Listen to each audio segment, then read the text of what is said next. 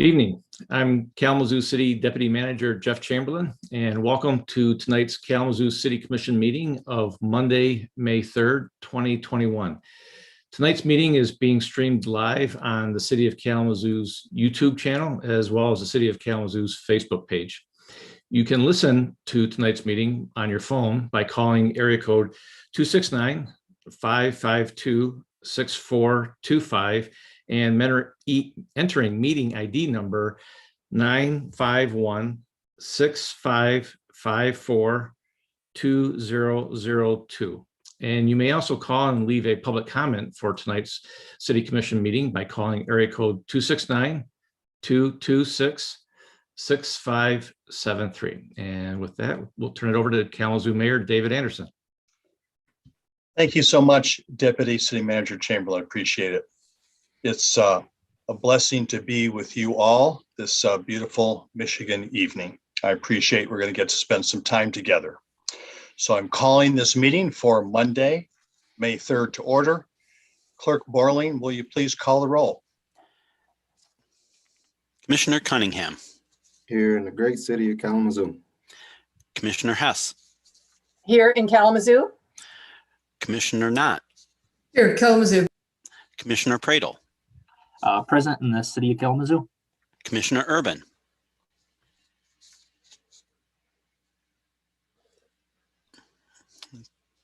Come back to him. Vice Mayor Griffin. Here in the city of Kalamazoo. Mayor Anderson. Here in the city of Kalamazoo. Commissioner Urban, one more try. I see your picture and I see you are muted. Are you there?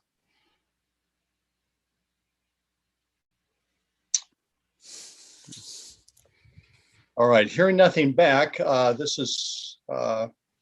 we to excuse Commissioner Urban then at this point? Is that how we should? Probably yes. Probably yes. Okay. So is there a motion to excuse Commissioner Urban? So moved. Made by Commissioner Cunningham, supported by Vice Mayor Griffin. All in favor, please say aye. Aye. Aye. Opposed, nay. Commissioner Urban is excused. We do not have anyone with us tonight for the invocation.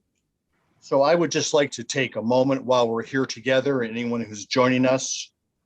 We had a very sobering committee of the whole meeting that was at 5 tonight. It's talking about issues we're dealing with, people who are part of our gun violence challenge in Kalamazoo. And I want to think for a moment for all of us to reflect on what we can do to bring hope to people's lives so that this does not seem like the only alternative that somebody has. So let's please pause for a moment for that.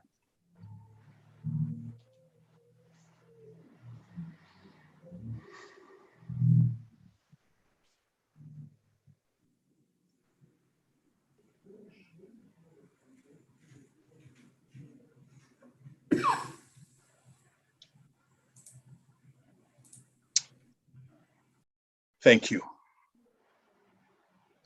We do have a proclamation on our agenda tonight, and that is for Department of Public Services Week.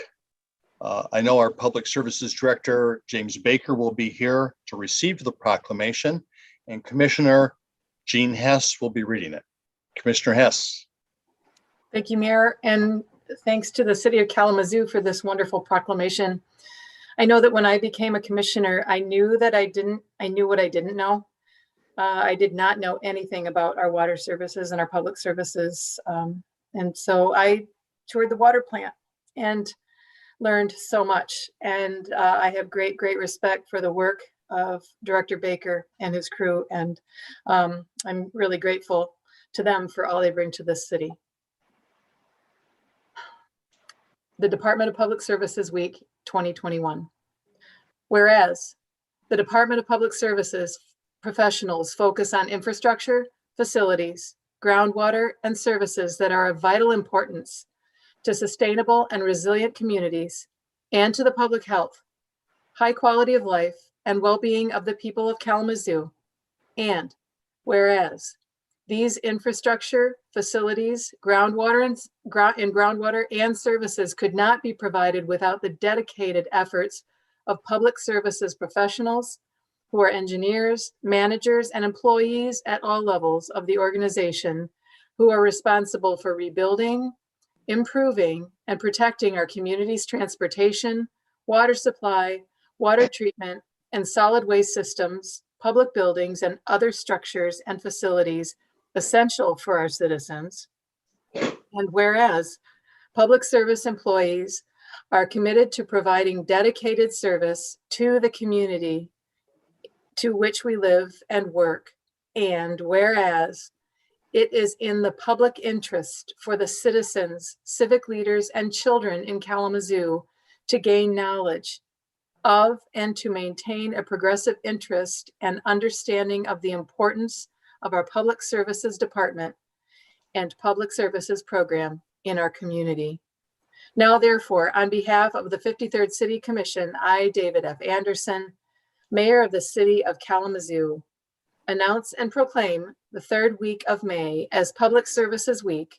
I urge all citizens to join me as we pay tribute to our public services professionals, engineers, managers, and employees, and to recognize the substantial contributions they make to protecting our health, safety, and quality of life. Thank you very much, Commissioner Hess. Director Baker. Thank you, Your Honor. Thank you, Vice Mayor, City Commission, City Manager, and thank you, Commissioner Haas.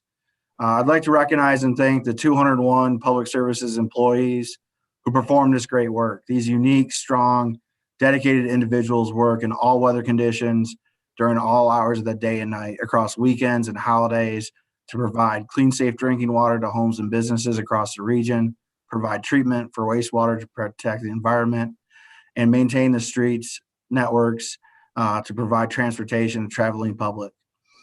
We do so every day to enhance the quality of life and basic services for all citizens. Historically, Public Services Week has kicked off with open houses and tours at our facilities. We often bring people into the central treatment plant, also the wastewater treatment plant. We provide classes and some training to the community so folks can understand the work that we do.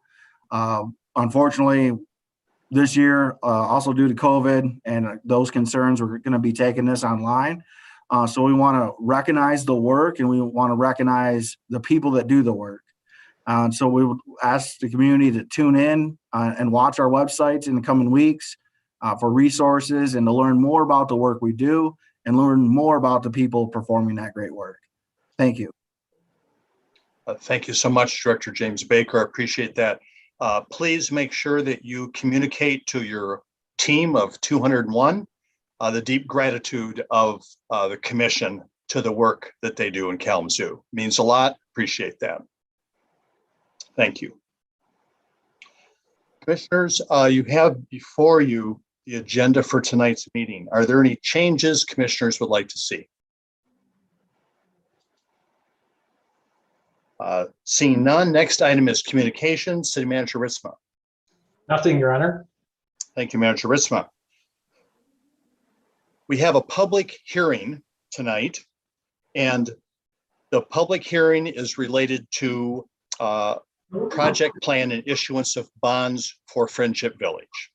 So I would now like to open a public hearing to receive comments on a resolution approving the project plan and issuance of bonds for Friendship Village of Kalamazoo to refinance existing 2010 EDC bonds and to finance additional capital improvements in the project area through the issuance of Series 2021 bonds.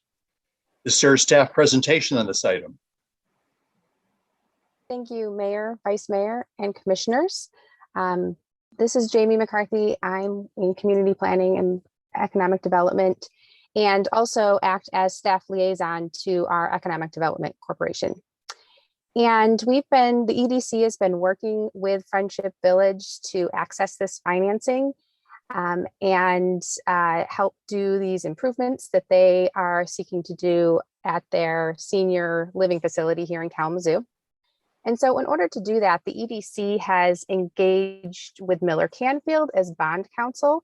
And so tonight, to give us a presentation, I'm happy to have Mr. Tom Collins here with us. And then we also have Miss Betsy Bales from Friendship Village to answer any questions. So with that, I will hand it off to Mr. Collins.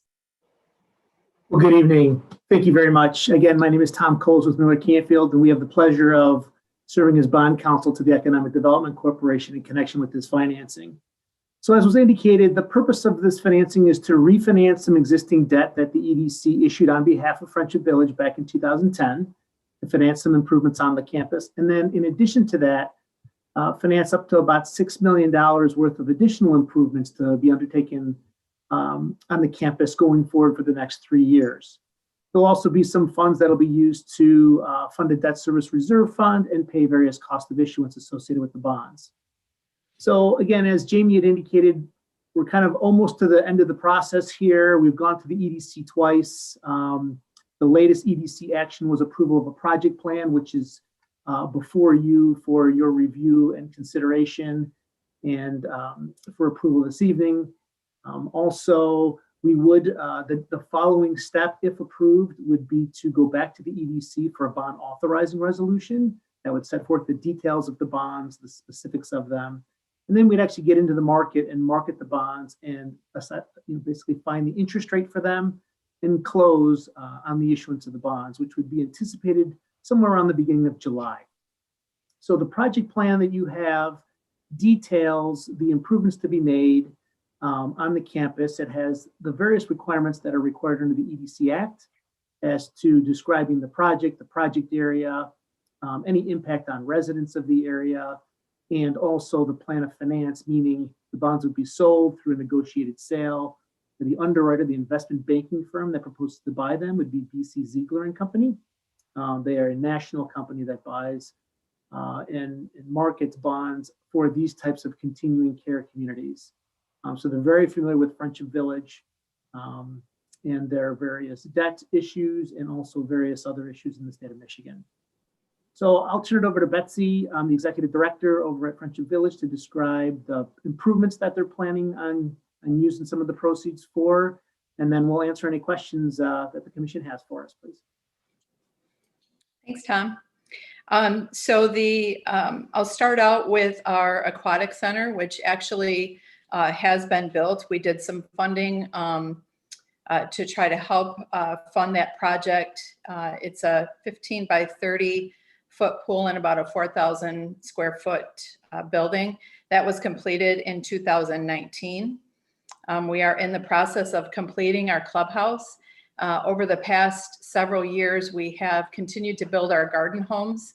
And now our garden home project is complete, and we've added a potential another 100 residents to our campus. And so we really had the need for some additional space and therefore built a clubhouse that will help with the garden homes and actually everybody who lives in the village. That is scheduled to be completed at the end of this month. We've got some nurse call and smart home technology that we're starting to put into apartments. As technology grows, we've got our echoes in our apartments that tell our residents what things are happening, what the menu is. It'll turn on their lights for them, pretty basic to what happens in everybody's homes. So we're looking at putting those in along with some additional nurse calls. We need to resurface our road and our drive that goes all the way around our campus. And then we've got several boilers that need replacement. So we're looking at this like within probably a 3-year period, along with refurbishing of apartments. As those apartments turned over, it's a 45-year-old building. So we are doing complete turns and refurbishments of a lot of those apartments. We're also looking at a service hall and common space chiller that's necessary. And then looking at some fiber infrastructure for some of that smart home technology and TV services. So that's kind of an overview of all of the projects that we're looking at doing by utilizing these bonds. And just as a reminder for the benefit of the commission, the EDC issues bonds as a conduit. So neither the city nor the EDC, this isn't a debt of either of the city or the EDC, and there's no security or taxing power pledge to the repayment of the debt. The debt is exclusively paid by payments made by Friendship Village, and the bonds are marketed that way. There's disclosure throughout the document that indicates that they're to look exclusively to Friendship Village for repayment on the debt, and that really the EDC is providing the access to the tax exempt bond market for Friendship Village because they cannot access them on their own. So just want to make sure that clarify that point for the commission. That's very helpful. Are there questions for bond counsel or Director Bale or Jamie McCarthy on this? Commissioner Pradle. Good evening. Thank you for being here tonight, and for Jamie as well. We appreciate you being here. I'm going to ask you a few questions, if that's okay. A number of these just could be extracted from our packet for the meeting, but I know like tonight our meeting packet was 85 pages long, and we've had meeting packets as large as 300 plus pages. So just in the heart of trying to help the public, understand what we're voting on. So in terms of fiscal impact, I just wanted to ask for all the costs associated with the issuance of these EDC bonds, the attorney costs, the issuer and underwriter fees, et cetera. Those are covered by Friendship Village, if I understand correctly. That is correct. Great. Thank you so much. And then the aggregate principal bond amount is set not to exceed $20 million, if I understand correctly. Is that correct? That is also correct, yes. Okay. The other thing is that the aquatic center that you had mentioned that was completed in 2019, and then the clubhouse that's set to be completed this year, those were both initially financed by essentially bank debt, that this would help refinance using the bonds, correct? Correct. Yeah, so Okay. we like to call that bridge financing. So it's the bridge to get you to the temporary financing, which this would be the temporary financing for Friendship Village. Great. And then the rest of that the remainder, as you mentioned, would predominantly be used for the renovations of existing facilities. Then, correct? Mm-hmm. That's correct. Yes. I was reading in there as well. There's 335 residents currently residing. That's a lot of people. So that's a large campus. Mm-hmm. And then it mentioned that there would be no displacement of individuals in the process of the project as well. It mentioned in the plan that it would create 10 jobs over the course. Could you talk about that a little bit? About the jobs? Sure. The jobs that would be put into place are for additional programming, for housekeeping, maintenance, grounds, everything that's necessary to take care of the buildings. Okay, great. Awesome. All right. Thank you so much. I really appreciate just clarifying and answering those. Sure. Thank you, Commissioner Pradle. Other questions? So I will just follow up with one other just clarifying question. So I appreciate you saying that no cost or liability of the city is involved in this, that we serve as a pass-through entity. But just out of curiosity, if you could just give us a brief explanation. This is not an unusual thing, kind of thing for the city to be involved in. So, but why is it that a city gets involved in this kind of an undertaking for, really an entity that is, a standalone entity of its own? So just like the general rule here is that even though Friendship Village is a qualified 501c3 entity, under the tax code, it doesn't have the ability to actually issue tax exempt debt for its own purposes. It could actually issue taxable debt, which typically has a higher interest rate associated with it, which means obviously a higher cost of refinance or paying the cost in that, which they can't then pass on to the residents. The EDCs were developed back in 1974 to really promote economic development in communities and have certain entities that benefit quality of life And so that's why a lot of the EDCs to date, including the cities, have undertaking financings for qualified 501c3s, again, to allow them to access a lower borrowing cost so that they can then utilize those funds, those savings that they're achieving from not issuing taxable debt and putting into their programming for whatever purposes they serve.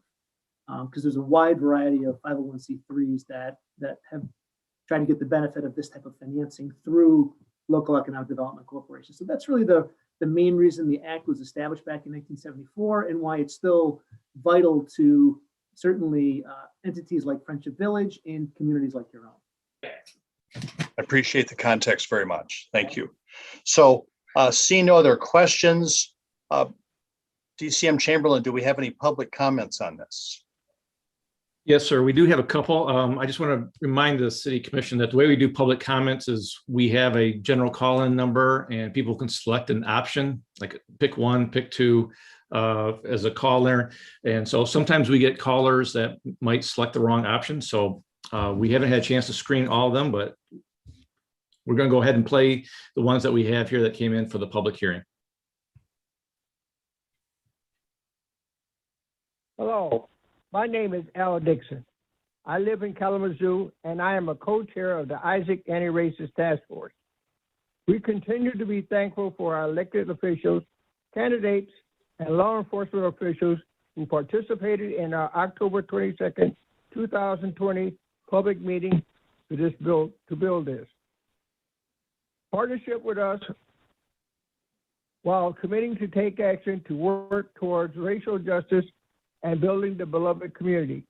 We recognize and honor the anti-racism work that has already been set in motion by organizations, institutions, and public leaders. We continue to support that work and seek to expand it through the ask requested that night in partnership with our community. We believe these asks will benefit our community, law enforcement, and public officials by enabling us deeper communications and a shared understanding of systemic racism, promoting greater trust, improving collaboration, and developing anti-race policies, practices, and relationships. We understand this is ongoing work and look forward to keeping all collectively updated. Thank you. That was horrible. That was horrible. Hello, my name is Ashante Collins. I live in Kalamazoo County, and I'm the intern of Isaac's Anti-Racism Task Force. Isaac held our 2020 public meeting on October 22nd and invited law enforcement, attorneys, and officials to attend the workshop, Latinx Community, Cultural Struggles, and More, facilitated by Adrian Vasquez and Lisette Mira Maya from El Concilio. We have hosted 2 offerings of the workshop on March 25th and April 14th, and are offering a 3rd workshop in May. We want to send gratitude to attendees of these first 2 offerings: U.S. Attorney Aaron Lane, Deputy Manager Laura Lamb, Director Rebecca Kick, Director Dorla Bonner, Portage Chief Nick Arnold, Prosecutor Jeff Getting, and Director Josh Hilgard. We look forward to sharing with you soon about our May workshop and attendees. We understand that trainings must be ongoing, and we are looking forward to hosting follow-up workshops while El Concilio facilitates. A special thank you to El Concilio under the leadership of Adrian Vasquez for the life-changing work they do, especially during this time of blatant racism towards the Latinx community and immigrants. Workshops such as these can help to increase our cultural competency, strengthen our anti-racism lens, and support effective allyship for us all.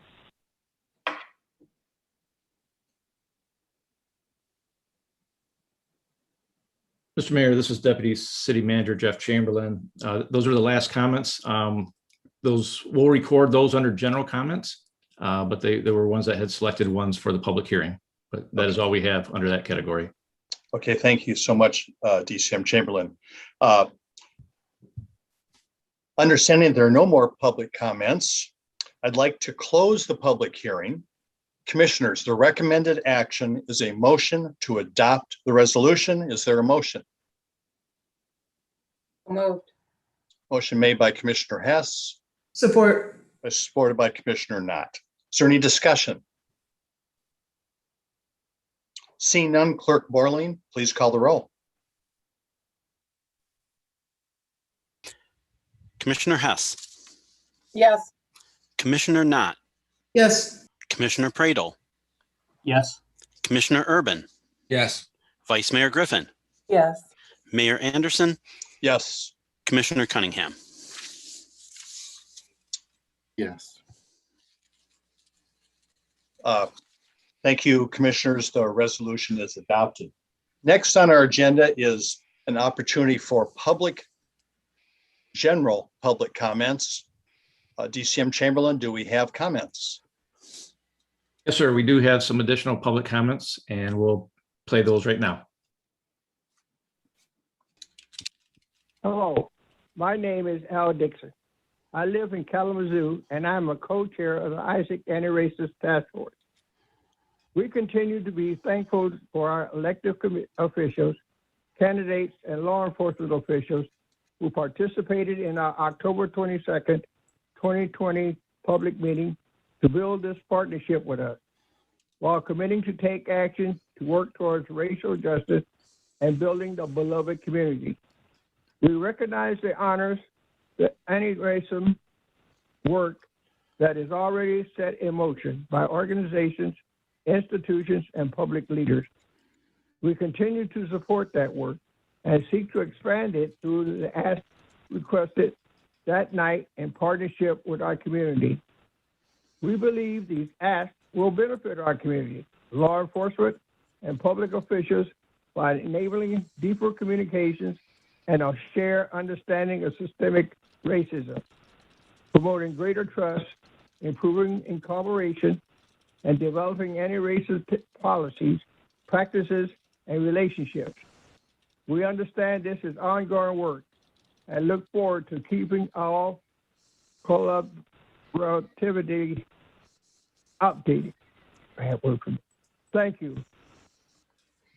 That's a bad word for me.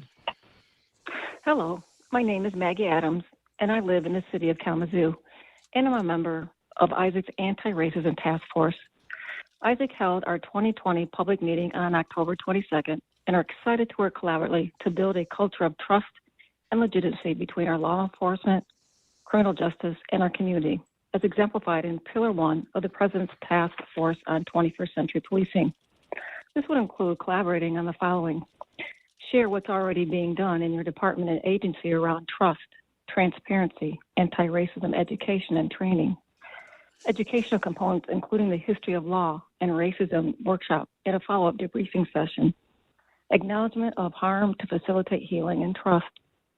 Participate in collective visioning and movement sessions with law enforcement, criminal justice, and community neighborhood groups for relationship building through local anti-racism and healing work together. A special thank you to Director Josh Hilgart, Prosecutor Jeff Getting, City Manager Jim Ritzma, Director Dorla Bonner, and Captain Matt Elzinga, standing in for Chief Vernon Coakley, who was ill, for visiting our anti-racism task force meeting to share what is already being done in their respective departments and organizations around items such as anti-racism work, education, training, trust, and transparency. We encourage them and invite them, if they have not already, to share our anti-racism task force meeting. There's great work already being done. Collaboratively, we have much work still to do, and we look forward to reporting out on the progress of our continued work together with the City of Kalamazoo, including KDPS, the Prosecutor's Office, and the Defender's Office in the months to come. Thank you. Hello, my name is Charlee Davis, and I live in Kalamazoo. I am the Executive Director of Isaac. Isaac held our 2020 public meeting on October 22nd and offered an ask to U.S., state, city, and county elected officials. The commitment was to attend an anti-racism, equity, empowerment, and accountability workshop. This workshop is to be facilitated by Reverend Katoya Roberts from Wisconsin. We have hosted 2 out of the 3 offerings on April 14th and April 29th, and the 3rd offering will be on May 20th. We look forward to reporting about elected official attendees. A special thank you for those who have already attended: Commissioner Jean Hess, Commissioner Chris Prado, Mayor David Anderson, Commissioner Jack Urban, Representative Julie Rogers, County Clerk Place, County Chair Hall, Vice Chair Ray, and County Commissioners Bruder, Bauer, and Strebs. This is not meant to serve as a box-checking opportunity, but instead the purpose is to start having intentional discussions and self-reflection about how we ensure anti-racism and accountability are always applied in governing actions. After receiving elected officials' evaluations, we read that participants wanted to go deeper, which is wonderful. So we deepened the accountability section for our workshops number 2 and 3. We have encouraged workshop participants, 1, to take time to reflect and answer these new questions and to share with colleagues. We are always happy to touch base for dialogue as well. For those elected officials who have already attended, just a friendly reminder, we are asking that you share publicly and verbally with your constituents your own learnings, takeaways, and commitments around anti-racism and accountability. We look forward to hearing from you. Thank you. Good evening. My name is Wendy Flora, and I am a resident of Kalamazoo and also a member of the Group Violence Intervention, or GVI, board. I'm offering public comments to supplement the Committee of the Whole work session given by Chief Boyson and GVI Coordinator Michael Wilder. Group Violence Intervention is a community-led strategy that is a collaboration between community, social services, and law enforcement, working together in support of reducing violence, addressing societal barriers, and collectively supporting all community members. As we think about this collaborative, it includes the coordinator, law enforcement, social services, street outreach and community, mothers, community members, and leaders, clergy, organizations, and those impacted. We step up as a community to say that the violence needs to stop and will not be tolerated, but we are here to give you the resources you need to lead a more purpose-filled life and stop committing the violence. We know that individuals in the community are suffering from generational trauma and need to find a way to deal with that in a healthy way. GVI is just one strategy being used in Kalamazoo to reduce gun violence and point offenders in the right direction to get the assistance they need. Our collaborative is working with the Black and Brown Collective of Counselors of Color through the Truth, Racial Healing, and Transformation to begin a counseling group for mothers who have lost their children to gun violence. The stories of connection and love that come out of this work are extremely powerful. GVI is making a difference, and we're ready to continue the work to keep community members safe and alive. Thank you to all our partners, including our coordinator, Michael Wilder, Kalamazoo Department of Public Safety, Urban Alliance, Probation and Parole, the NAACP, the Northside Ministerial Alliance, as well as other community members who, along with Isaac, make up this joint strategy. Hello, my name is Zachary Lasseter. I live in the city of Kalamazoo. Seeing as we're doing proclamations for public services, I wanted to congratulate them on the outstanding job of letting citizens know that they dumped 200 times the legal limit of PFAS into the Kalamazoo River over a week after it happened in a 9 p.m. Facebook post on a department Facebook page. That was a great job. I mean, seriously. Do you guys even care about the community? So for over a week, people were playing in that river, fishing in that river, canoeing in that river, you know. And there were even cleanup projects along that river where people were picking up trash, potentially exposed to PFAS, and you just decided that for a week no one should know? Pretty appalled. Hello, my name is Charlee Davis. I live in Kalamazoo, and I am a member of the GVI community team and also governance board. I am offering public comments for the Committee of the Whole work session given by our GVI team members. GVI is community focused. There are 3 partners: law enforcement, social services, and community. When we talk about community violence, we have to talk about trauma and systemic racism. Thank you to the awesome community leaders and organizers who have brought trauma discussions to the forefront. As community partners, we were so happy to join in partnership with the Black and Brown Therapy Collective, as when we talk about community violence, systemic racism and trauma have to be at the center. GVI partners also are committed to acknowledging and examining systemic racism. That means addressing the societal factors and racialized violence that impacts us as Black and Brown folks and having those hard discussions. In GVI, we have seen and experienced powerful moments of connection, and many were spoken of about tonight through peace events, individual interventions, home visits, and war room dialogue, as well as our paid internships and relationships and mentorships with our interns.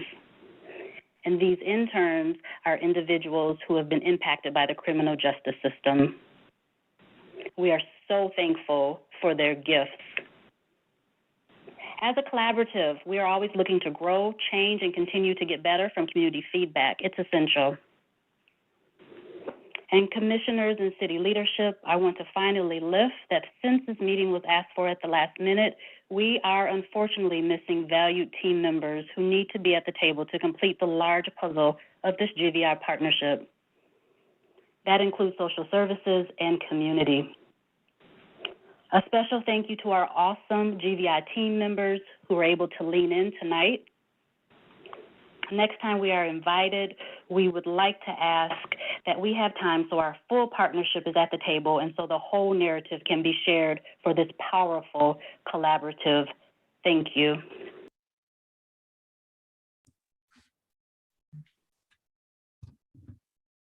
Mr. Mayor, this is Deputy City Manager Jeff Chamberlain. That was the last public comment.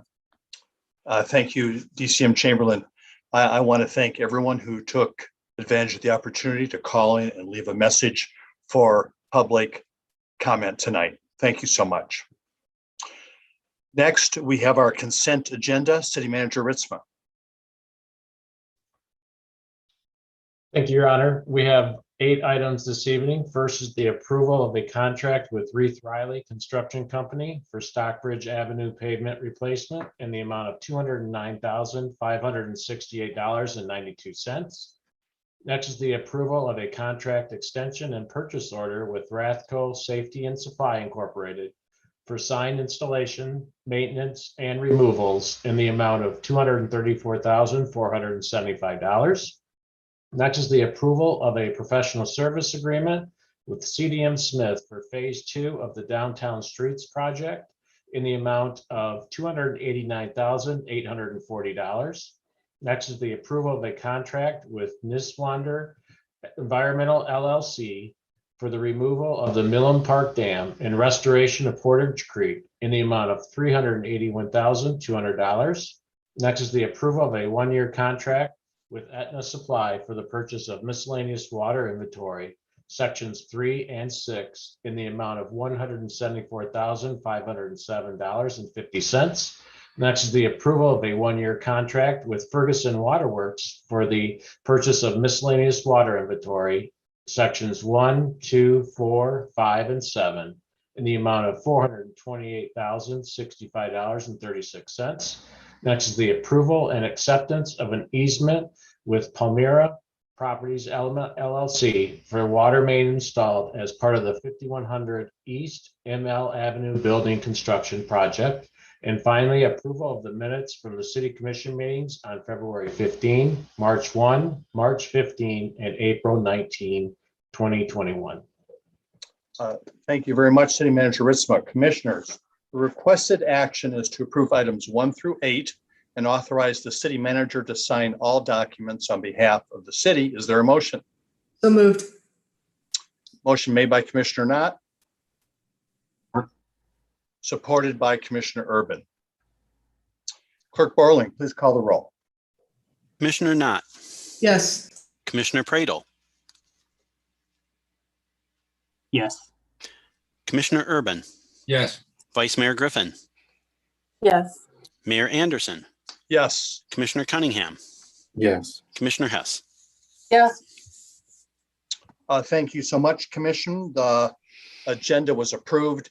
I just want to make a note that John Hilliard had sent us an email, and I know that Clerk Borling has that in the record in support of the item 4, I believe, on the consent agenda that was just passed relative to the dam, I think, in Millen Park. Is that correct, Clerk Borling?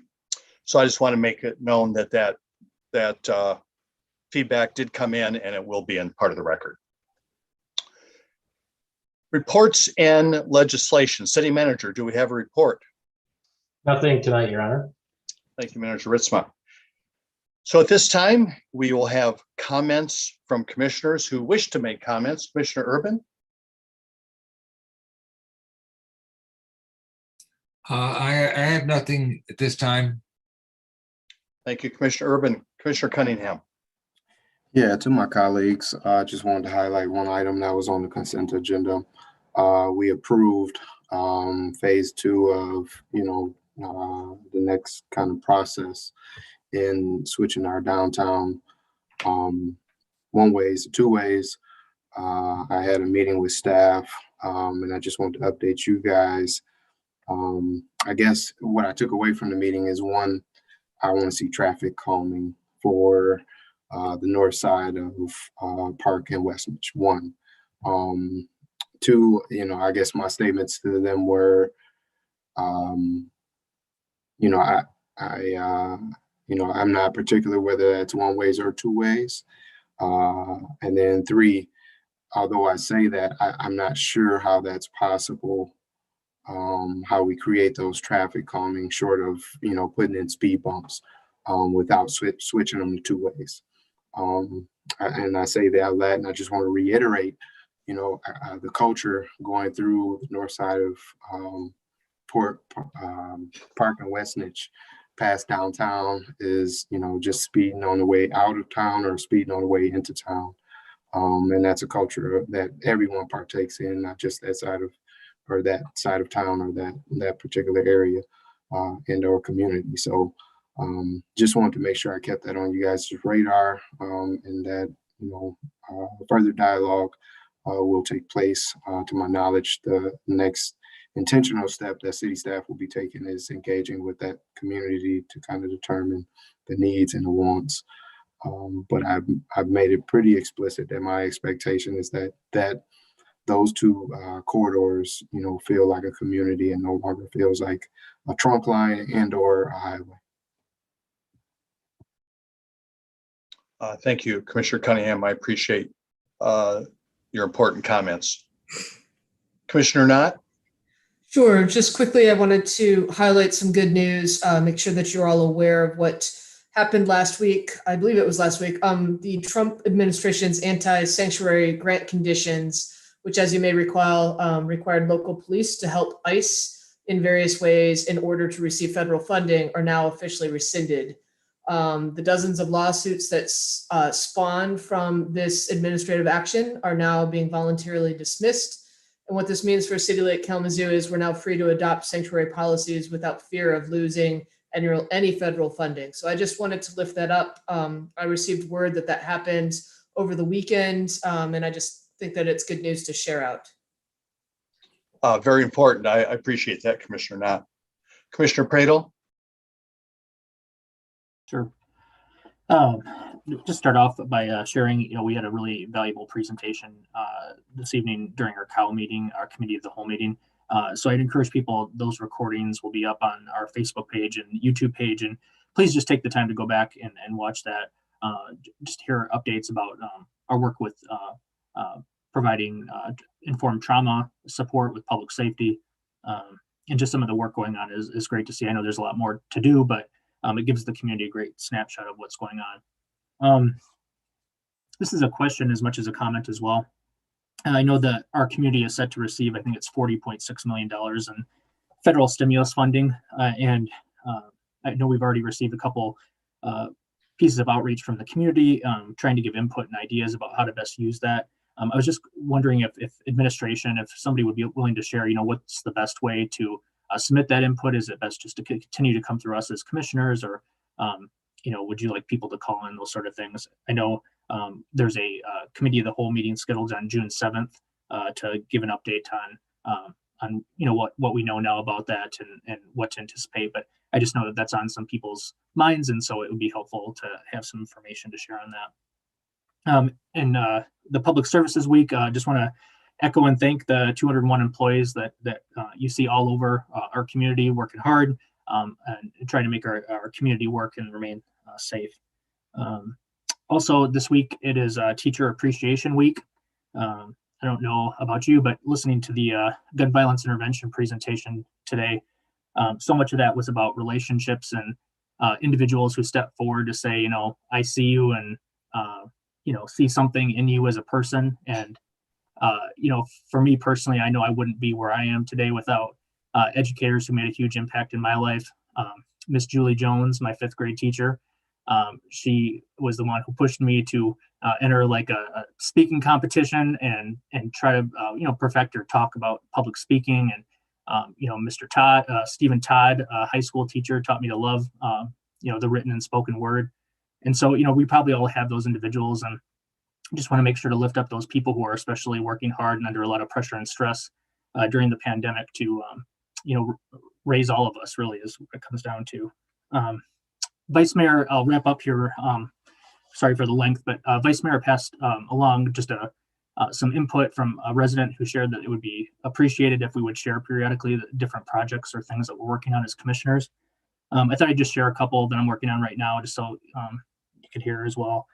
This is actually almost the start of the Kalamazoo Area Bike Week, but I've been in close touch with Bike Friendly Kalamazoo for some time. Paul Selden regularly stays in touch. He invited me to a presentation from Western Michigan University that shared research about bike crashes and things that happen in the community here. And they basically found like 3 to 5 things that would be the most immensely helpful for both motorists and for bicyclists to know about. And so anyway, I've been helping him get some outreach on that to different neighborhood groups and constituent groups as well, just to help inform the community about steps that people can take with that. Today I attended a meeting with Clerk Borling and Neil Conway and Amanda from the city, and we are having conversations about an input session we're going to have at our next committee of the whole meeting about voter accessibility and outreach and whatnot as well. So we're going to encourage people to reach out if you have any input or thoughts on voting in the city at our next committee of the whole meeting.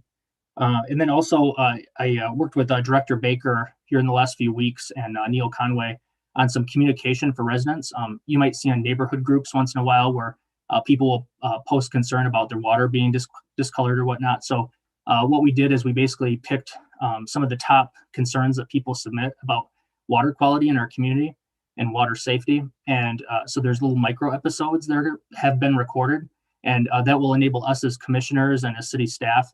If we see posts that come up, we can share a little mini episode with people to help educate them about how to mitigate or answer their water quality questions. So those are a few things I've been working on, and appreciate being on here tonight, and good to see everybody. Have a good night. Thank you, Commissioner Pradel. Manager Ritzma, would you like to respond to Commissioner Pradel's question? Sure, Your Honor.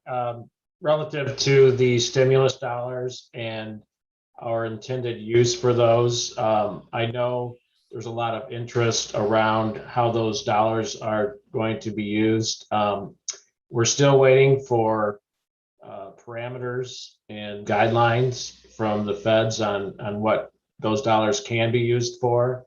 And we also are working on bringing to the commission a recommendation of a process on how to allocate those dollars, really looking at our existing priorities, budgets, capital improvement projects, all of that factored in Imagine Kalamazoo, so we can maximize the utilization of those dollars towards meeting those priorities of the community. So more to come on that. Like you said, in first meeting in June, we should have more clarity around that.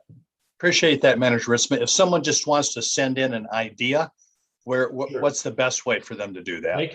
They can send it through a commissioner would be fine, and then just pass it on to us. We'll compile those as well and put those out to the rest of the commission as we get them. Appreciate that. Commissioner Hess. Well, my theme of the day has been gratitude. So big gratitude to see all of your smiling faces here tonight. For the existence of the Gun Violence Institute here, or intervention here in Kalamazoo, in our community, that in Dr. Davis's words, is a powerful collaborative. And what an amazing institute. And I will call it one of our educational institutions here in Kalamazoo.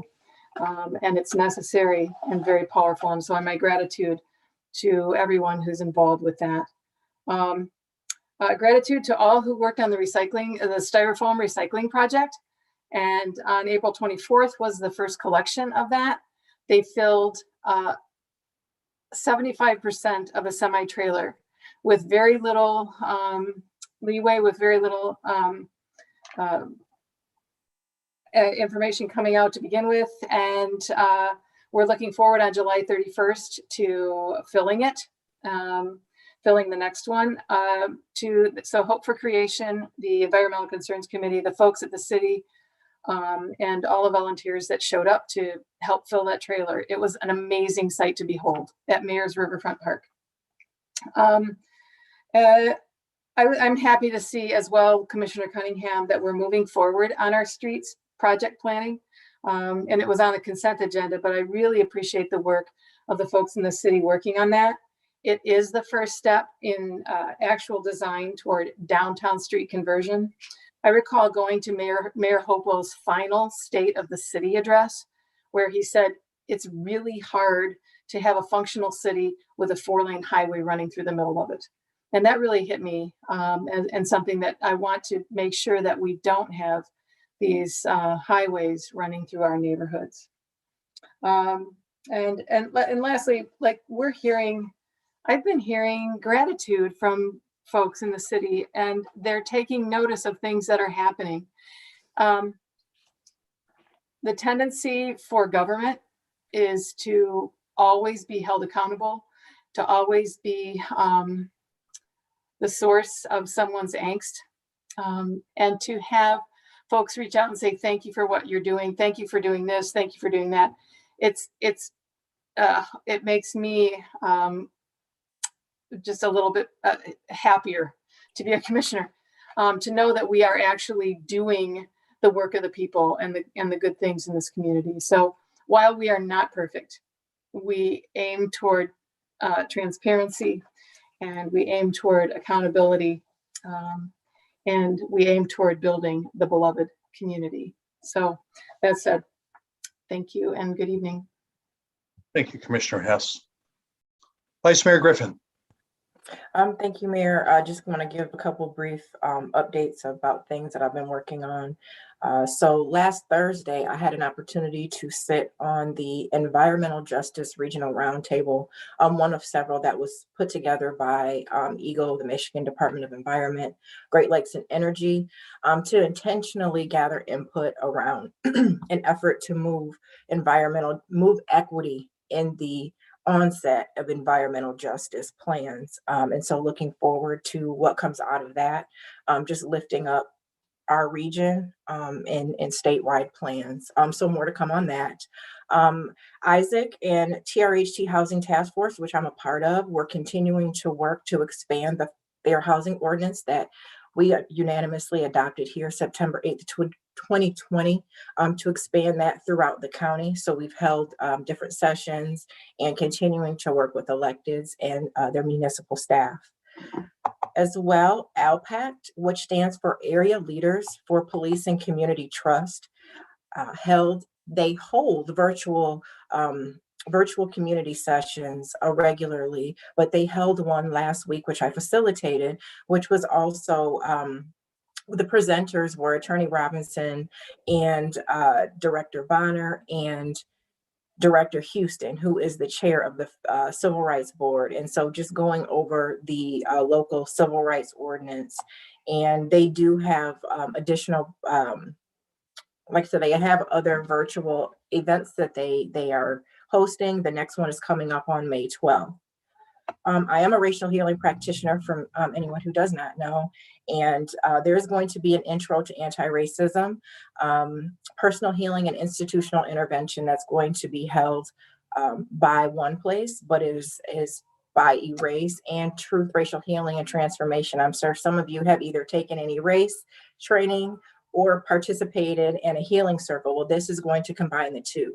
So May 12th through the 14th, those offerings will be going on. And let's see. Oh, okay. So tomorrow, that's Wednesday. I'm excited about this one. So I'll have the opportunity to talk to some 7th graders at Linden Grove and at Maple Street School through KRESA, Kalamazoo Regional Education Service Agency, Real Talk, Real Careers. So that's exciting work. Continuing to talk with the Disability Network about ways that we could be more accessible. And I am going to be attending the Isaac training here coming up at the end of the month. And I just want to thank everyone for calling in and making sure that we're staying updated and accountable to the things that we said we were going to. So thank you for all the teachers out there. Appreciate you. Oh, one last event I'd like to highlight on the 9th. Saturday, May 8th at Farrell Park from 12 to 5:30. There will be a community jam acknowledging and celebrating Black women. That'll be hosted by Ebony Hemphill, who is the lead of Parents United. That event sponsored by Isaac, GVI, Speak It Forward, Michigan United at Genesis, TRHT, Kellogg Community Credit Union, and a few other folks. So that is what I have for you this evening. Thank you, and everyone take care. Thank you, Vice Mayor Griffin. I do want to acknowledge that I had the opportunity to attend the training sponsored by Isaac. It was led by Reverend Katoya Roberts, who actually is from Milwaukee, Wisconsin, but I guess these days it doesn't matter where you are because this is how we do everything. So it's like we're in the room. I just want to recommend her work to anybody. I thought it was very meaningful and very helpful and very thought-provoking. So I appreciate the effort that Isaac has made to bring her into our community in that way and offered us this option. So I appreciate that.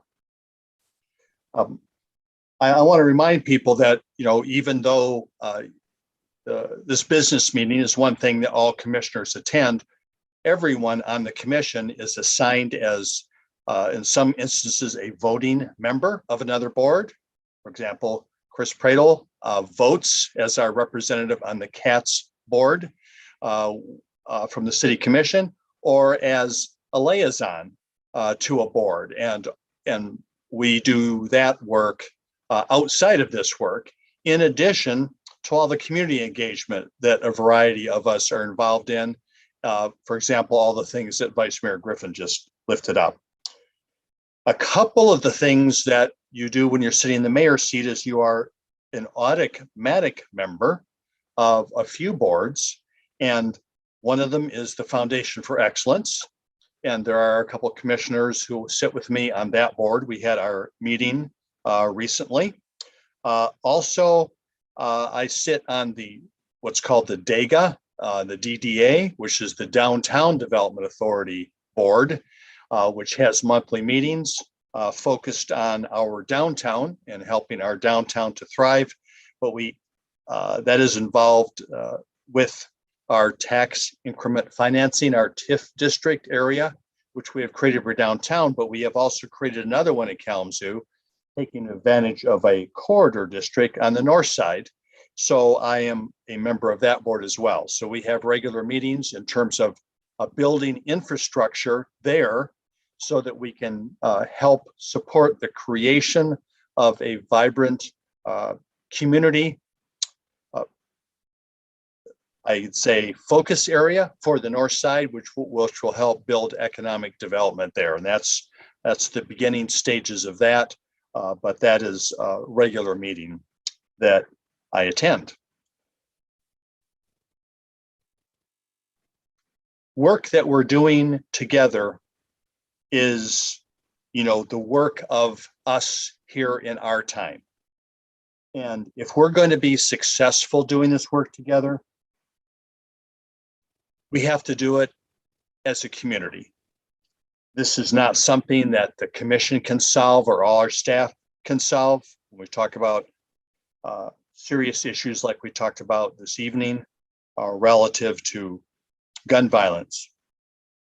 To be successful, all of us are going to have to seriously consider how we are going to be part of the solution, and we have to make sure that we all are included.